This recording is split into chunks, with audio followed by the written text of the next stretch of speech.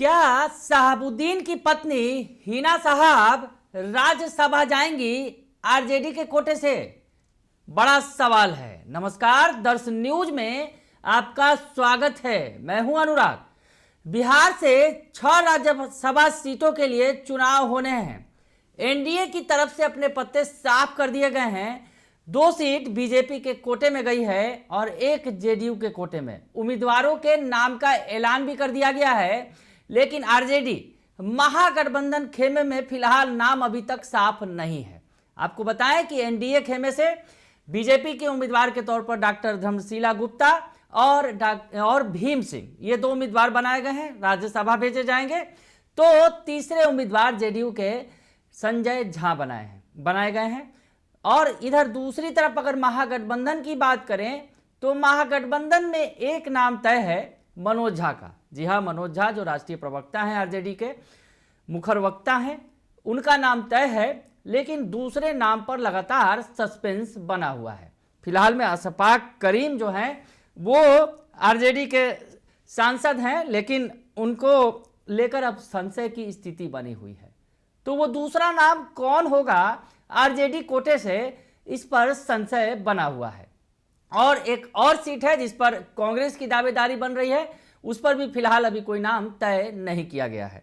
तो ऐसी स्थिति में आरजेडी कोटे से दूसरा नाम कौन सा होगा? अशफाक करीम के नाम को लेकर संशय है, लेकिन इतना यह तय माना जा रहा है किसी अल्पसंख्यक उम्मीदवार को ही इस सीट से राज्यसभा भेजा जाएगा।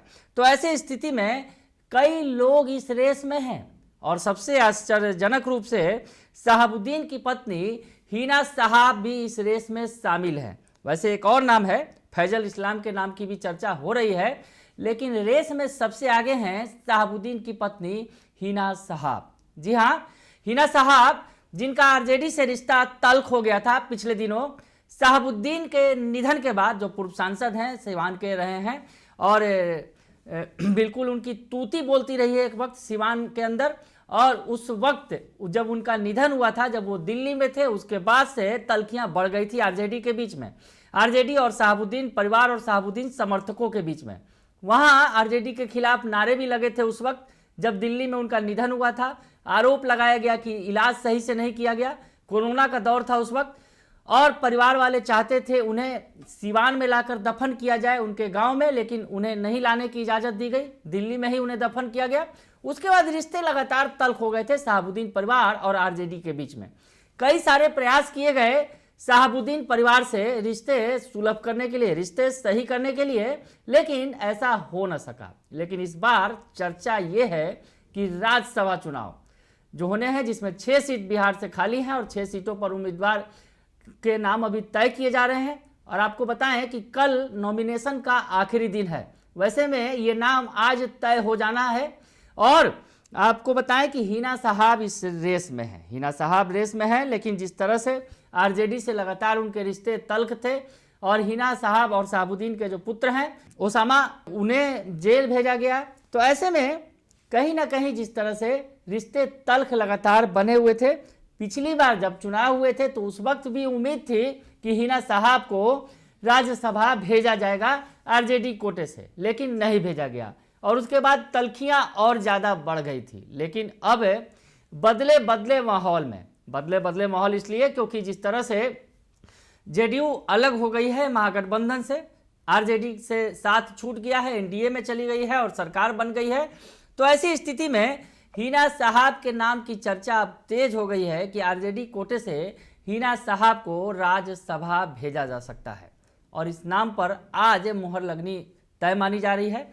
और ऐसी स्थिति में आपको बताएं कि जिस तरह से जो तल्खियाँ थी वो दूर करने की कोशिश की जा रही है। चर्चा ये हो रही थी बार बार कि हिना साहब चिराग पासवान के साथ जा सकती हैं, उनकी पार्टी के साथ हो सकती हैं।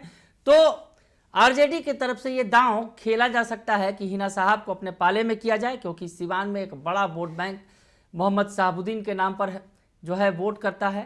क्योंकि एक वक्त है जब मोहम्मद शहाबुद्दीन जेल में रहकर भी चुनाव जीतते थे।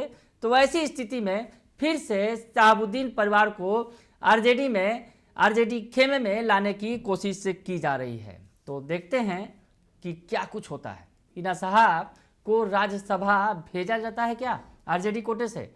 आज ये नाम तय हो जाएगा। बने रहिए दर्श न्यूज के साथ, तमाम खबरों से आपको अपडेट रखेंगे। फिलहाल के लिए इतना ही, धन्यवाद।